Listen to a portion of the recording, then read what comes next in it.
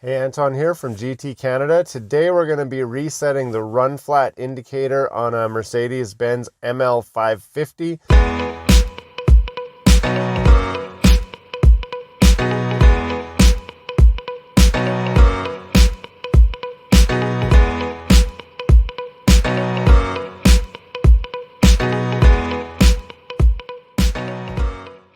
So this is the W164 model series, so this should work on just about any ML that is a chassis code W164. So the first thing you're going to do is stick the key into the ignition and turn it forward to the on position. So that's key on, engine off position. Then you're going to press the up and down button until you get to the run flat indicator menu active.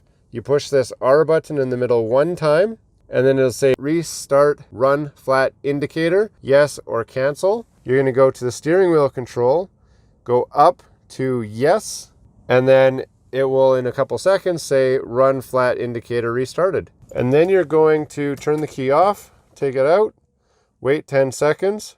A few moments later. And then we should be able to start the car, and the run flat indicator should not come back as long as your batteries are good and as long as your tire pressures are okay. And now we've got no more errors on the dash, as you can see. We used to be getting one error on here. So all clear. It's that easy.